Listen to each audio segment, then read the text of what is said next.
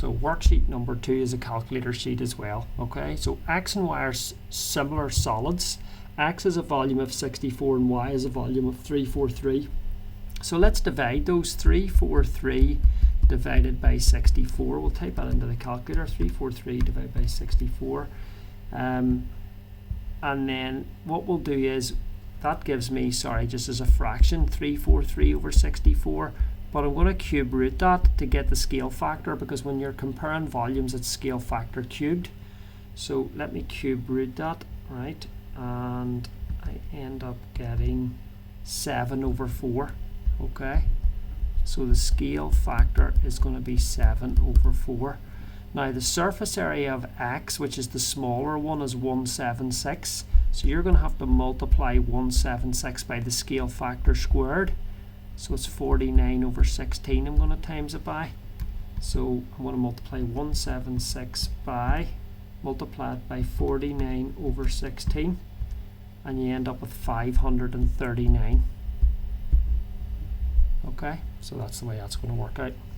Solve this to 2 decimal places. This is quite a difficult question, so what we're going to do is get a common denominator here by timesing these two things at the bottom.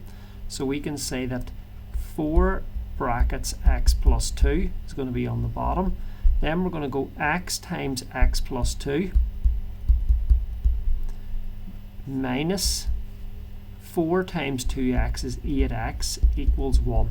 What I'm doing here is I'm combining these two fractions here, okay? And I'll show you the method up above here numerically.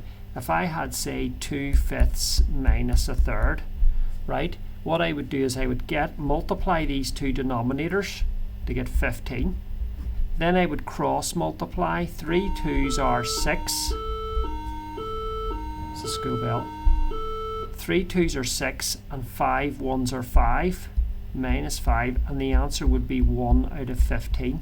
So that is a numerical method of how you take fractions away, and that's what I'm doing here. What I've done is 4 times x plus 2 goes on the bottom, then x times x plus 2 goes up here, take away 4 times 2x goes here, equals 1. Now what I'm going to do is multiply and tidy up the numerator, and you get x squared plus 2x minus 8x all over, and multiply that out and you get 4x plus 8 equals 1.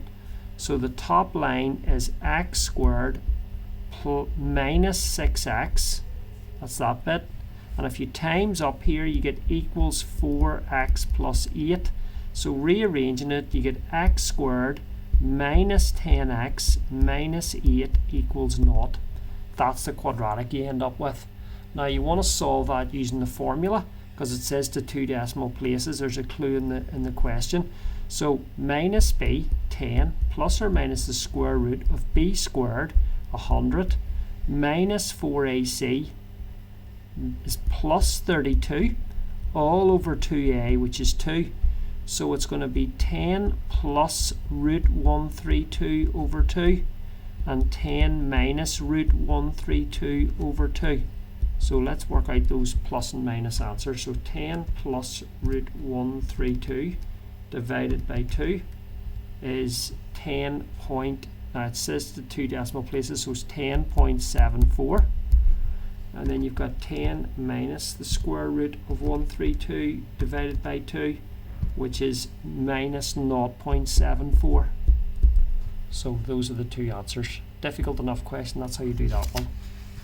Levi's solving that, okay? Work out where he's basically going wrong. Well, if you look at it, it's a type 1 quadratic, so what he really should do is factorize it. So he should say x brackets 2x plus 5 equals 0.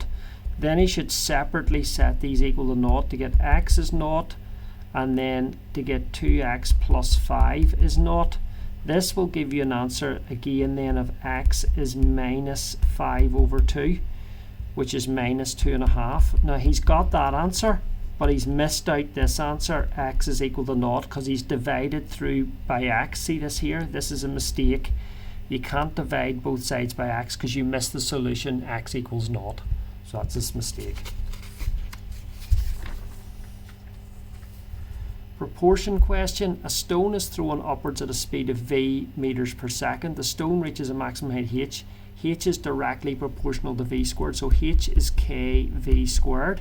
When v is 10, h is 5, so 5 equals 100k. So k equals 1 over 20 when you divide that over. So you can say that the formula is h equals 1 over 20 v squared. So find it when v is 24, so h is equal to 1 over 20 times 24 squared. So I'm going to type this in, 24 squared, and I'm getting an answer of 28.8. 28.8.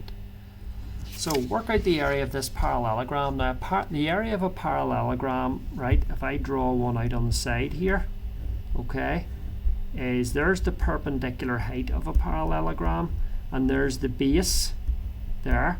So the area is base by perpendicular height. Now what you're given is you're given this setup, but you're not given the perpendicular height, you're given the sloped height. So what we need to work out is we need to work out this height here, which I'm going to call h. Now we can use trigonometry, because if I look at this right angle triangle here, I can see that this is the opposite and this is the hypotenuse. So sine 72 is h divided by 12. So 12 multiplied by sine 72 is h.